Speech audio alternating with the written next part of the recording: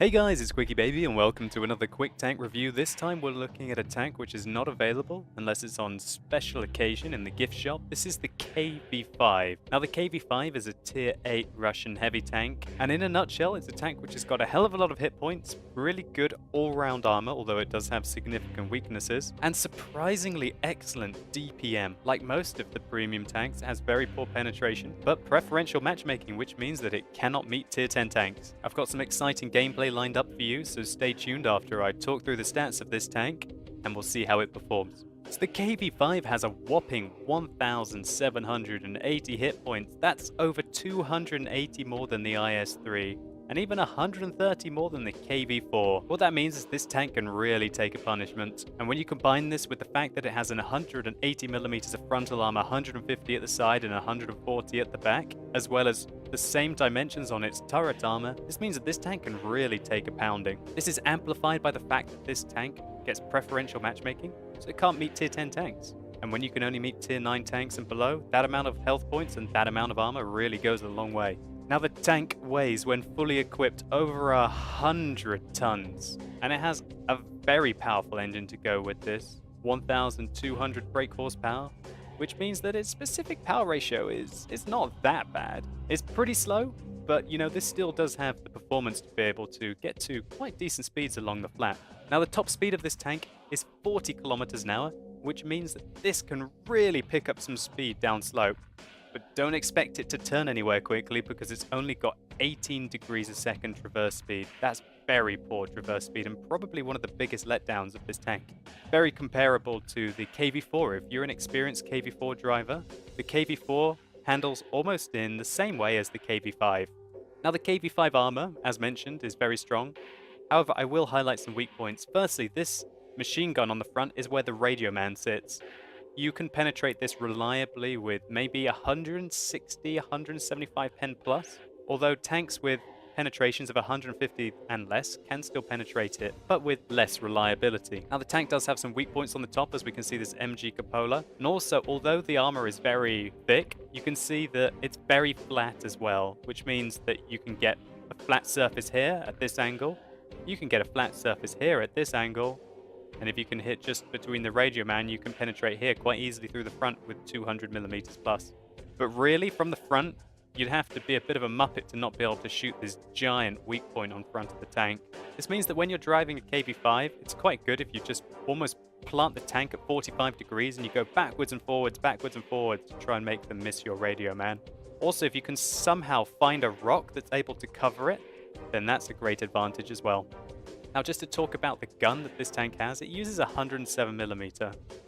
And you might be saying, oh my god, is that really the same gun that you use on the tier 6 heavy tank, the T150? Then yes, yes it is. This tank has got awful penetration for a tier 8 heavy tank at 167mm. But its rate of fire of 7 rounds a minute means that its alpha damage of 300 is pretty good. Many people have the mistake of thinking that the KV-5 has got 320 alpha damage, but that's not the case. And the gun is slightly more accurate, and it's got not too bad aim time for Russian heavy tanks of 2.9 seconds. What this means is that with the KV-5, that you're likely to be having to fire quite a few premium rounds, which have got 219mm of penetration. However, as you can see, they do cost a lot. 4,400 a shot, and one of the best things the fact that this tank fires 107mm ammo is that the ammunition costs are so cheap, 270 credits a shell for its regular ammo. That means that this thing barely gets an ammo cost unless you decide you have to fire those premium rounds. And really, if you're engaging tier 8 heavy tanks and above, you are going to have to fire premium at them. However, it's very satisfying to be able to eradicate soft targets with your regular rounds and basically not have to pay very much credits to do so. Now the remaining stats of this tank are not that impressive. It's got 21 degrees a second turret traverse, which is very slow. Its view range is 350 meters, which make this fairly blind for a high tier tank, and its signal range is 440, which means that the KV-5 can quite often find itself out of radio communication with its own team if they've got poor radios as well. Remember that as this is a premium tank, you can use your crews from other tanks. As we can see here, I'm using my IS-3 crew as well as a few members of my KV-1S crew, so I can train them up more quickly. So hopefully I've shown you all that you need to know about the KV-5. Let's take a look how it performs in some gameplay. Okay, so here we go, we're playing the KV5 on airfield. Now you guys might be noticing that I have changed my video setup a little bit. I hope that this is better. This might be a bit of a trial run. Please give me feedback in the comments below whether you think the video quality is better and you think this setup is more optimal for my future YouTube content. So I'm playing the KV5 along with Ike and with Jingles, and considering this is a KV5 review, what better than to not show you one but three of them in the same game. Now one thing I will highlight is that the KV5 does get preferential matchmaking, which means that it cannot meet tier 10 tanks. What this also means is that when you play the KV5 in a platoon, this kind of maximizes the strength of the KV5. Trying to fire clutch at the Leopard there, I miss. But it looks like either Ike or Jingles makes a sterling hit on them. And so just to touch again, really in platoons the KV5 is very strong. Hopefully as we're going to showcase here. One of the reasons why they work so well in packs is because their DPM is not bad. And when you've got such a large health pool, 1,780 hit points at tier 8, that means that when you work together with two other KV5s, you have got a huge amount of health. And that allows you to sort of spread the blows between the team. So we've gone into a bit of an interesting position here. This isn't really what I would call a typical location for a KV5. But we noticed that a lot of our tanks were going up north, and so we decided let's hold the mid-ridge. We try and fire clutch there at the Type 59, but we were unable to penetrate his front plate. Remember that with the regular rounds, the KV5 has only got 167mm of penetration. And is very weak indeed for a tier 8 heavy. But not exceptionally weak when you compare the other tier 8 premium heavy tanks, such as the IS-6 and the new 112, that also get 175mm of penetration.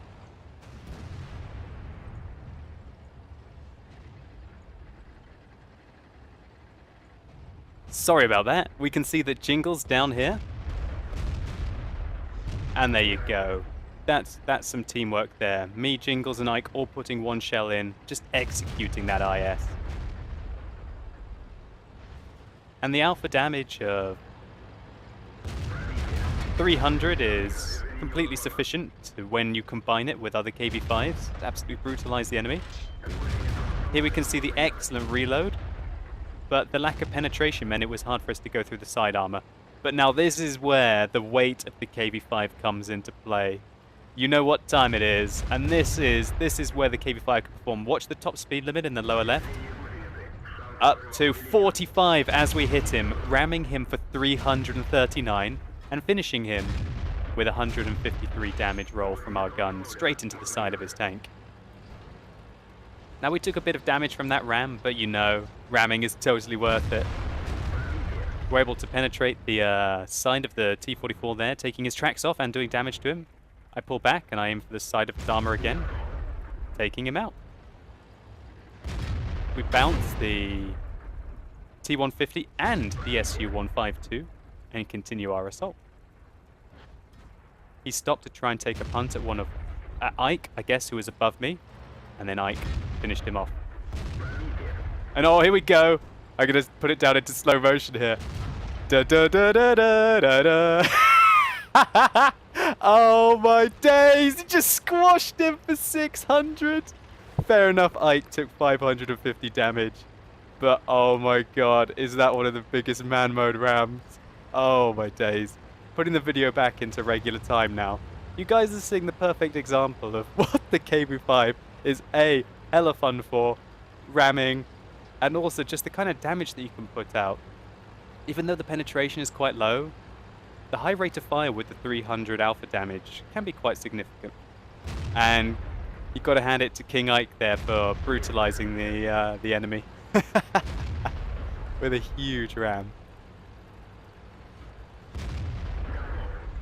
There we can see we were able to take out that Jagdpanther fairly effectively.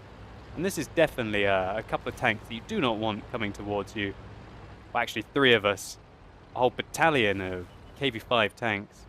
Oh, now this is a bad situation for us. We're firing IS-3s, and none of us penetrate his armor. Now this is where I reload premium rounds, because I know that at this kind of range, the 167mm of penetration with my standard ammo has basically no chance of going through the IS-3. The premium ammunition on this tank has got 219mm of penetration, and that at least gives you some opportunity to be able to penetrate the IS-3 at range, although you're going to have to pay for it. So unfortunately, Jingles got taken out there with a snipe from the IS-3, but we're going to continue attacking. I see his nose here. Unfortunately, my shell goes slightly to the left. If I was able to hit the nose of his tank there, the way that it was angled would have meant that it would have been a flat surface for me, and my premium ammunition would have been able to go through him. So I'm fairly sure that both me and Ike loaded a premium shell there, and we were able to do between 600 and 700 damage to him, considering I rolled fairly high. Now we're looking for a shot on the T-25. We make it happen. Both me and Ike fired at exactly the same time there. The subwoofer went off, and that's all she wrote for the enemy tank. So we failed to penetrate the side of the Indian Panzer there. It's quite likely that we probably hit his turret. Firing standard ammunition again, and thankfully our artillery takes out the ISU-152. So we're able to climb this slope here. I'm just going to speed the game up a little bit because it gets a little bit slow now. We miss our shot at the artillery. We pen the turret of the Indian Panzer there. We hit the side of his tracks. I'm on 5 kills now, hoping that I can take the top gun, but I totally donk a shell into the side of the wall there. Really poor play by me. Still looking for him. I'm making sure that artillery doesn't sneak up on my left. We bounce off the Indian Panzer, and the artillery misses his shell at us. We fire into the side of the Indian Panzer there, but it fails to go in. I get frustrated and I load the premium rounds because I really want to secure my top gun here. But the enemy don't want to give it to me. And our IS takes out that Indian Panzer. So I proceed to go after the artillery. Just a note here that going up this slope we are going at 12, now 16 kilometers an hour. Unfortunately, there's no top gun for us there because Lorraine 15551 takes him out. So I hopefully showed you there some of the gameplay in the KV5, the brutality of the tank, and the fact that it works very well in platoons together. Let's take a look at some post-game stats. So here we go. This is our result in the KV5 on airfield. We can see that we're able to get 118,000 credits.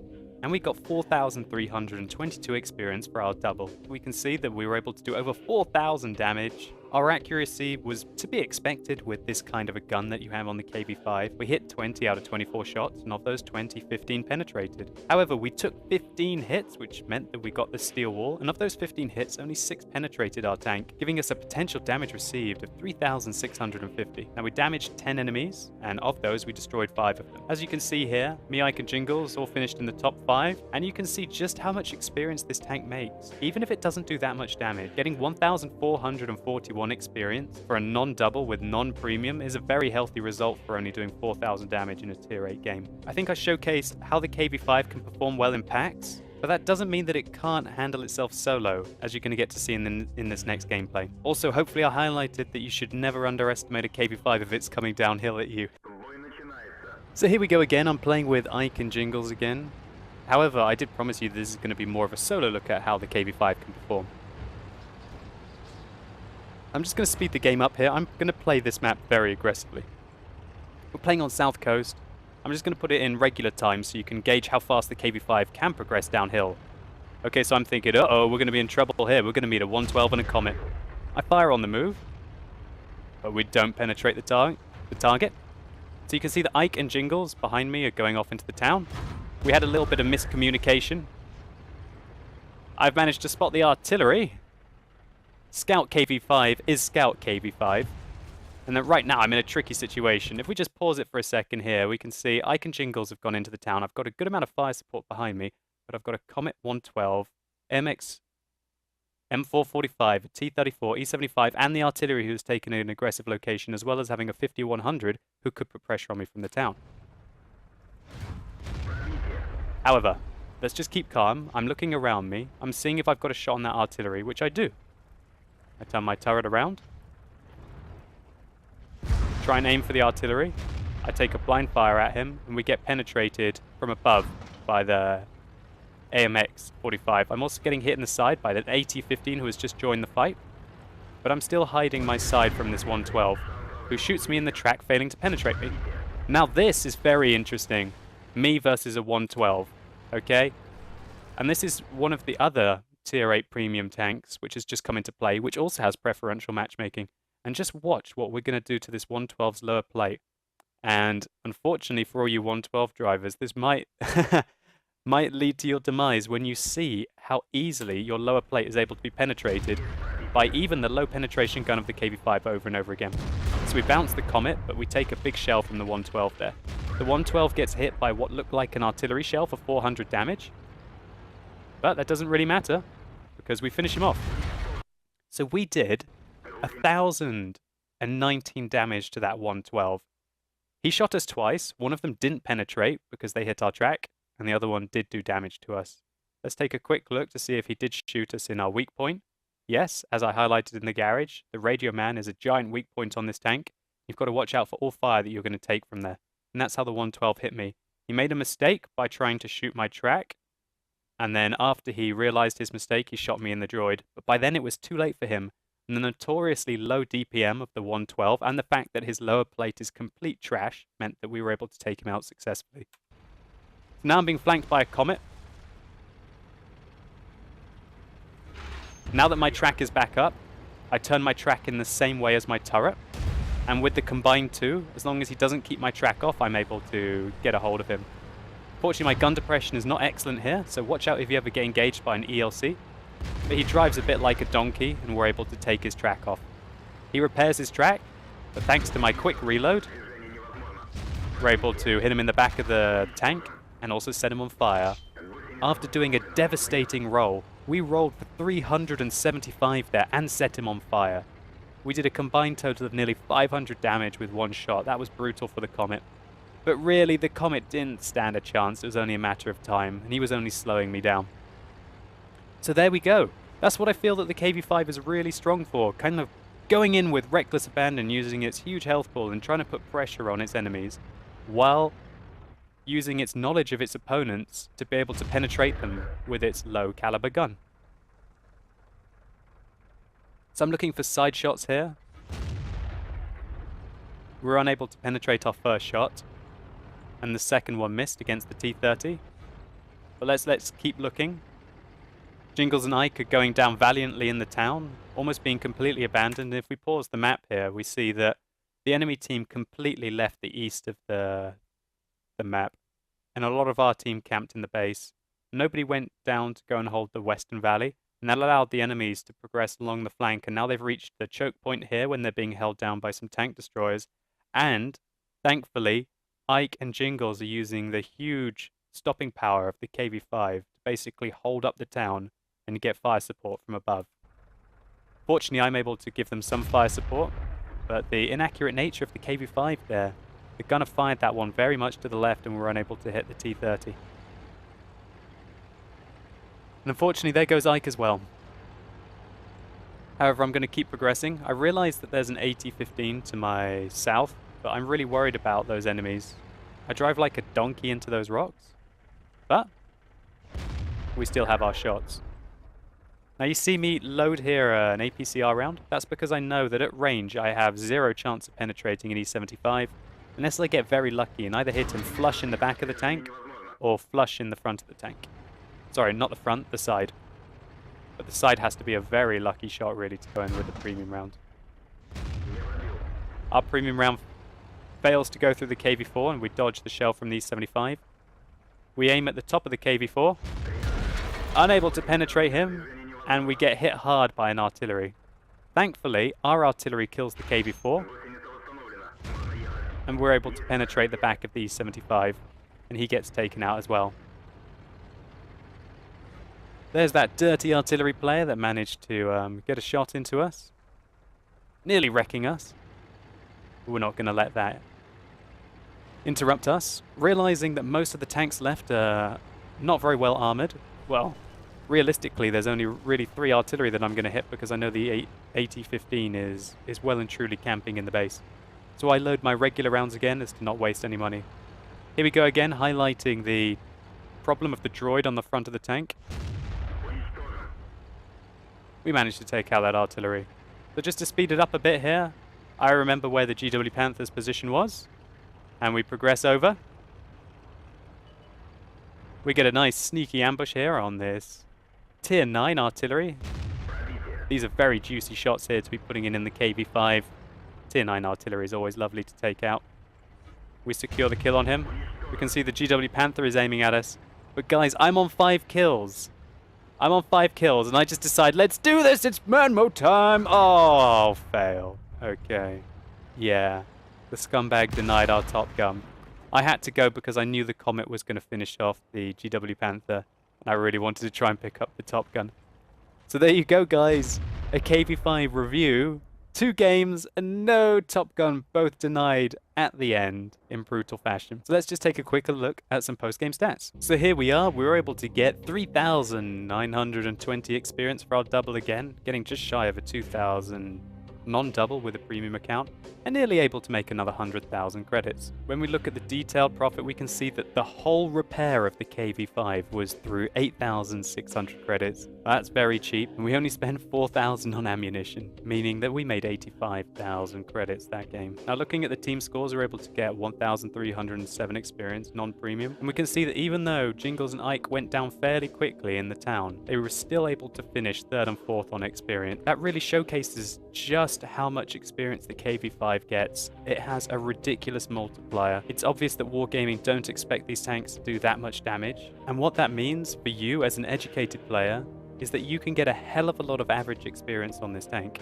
And if you're someone that likes to do the occasional bit of conversion, say to unlock new modules on new tanks, so you don't have to play through them when they're bad in stock and just get frustrated, then a KV-5 is a wonderful tank to make lots of experience, to be able to convert it to use on other tanks. Also, the fact that you're making so much credits with this tank, the fact that it is so cheap to repair, its ammunition is really cheap. So while you're getting that experience, you're also going to be filling up your coffers to spend however you want. And that really is the purpose of a Tier 8 premium tank. So all in all, I must firstly thank Glassbomb for the ability to play this KV-5. Now remember that this tank is not always available in the gift shop, but it seems to be one of those tanks that becomes available about once every 3 months, I'd say. So if you're really interested in this tank, keep an eye out, and it's quite likely to be on sale again soon. One thing that's also awesome about this tank is that it's not a very expensive Tier 8 premium. This tank is usually 7,500 gold in the gift shop, which means that if you do buy it for cash instead of gold, that you can get it for quite a discounted rate compared to, for example, the new 112.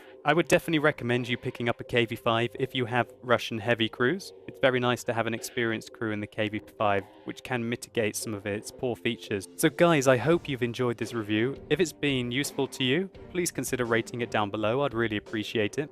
And tell me, what do you think of the KV-5? Is it your favorite moneymaker? Do you think it's just a big XP pinata?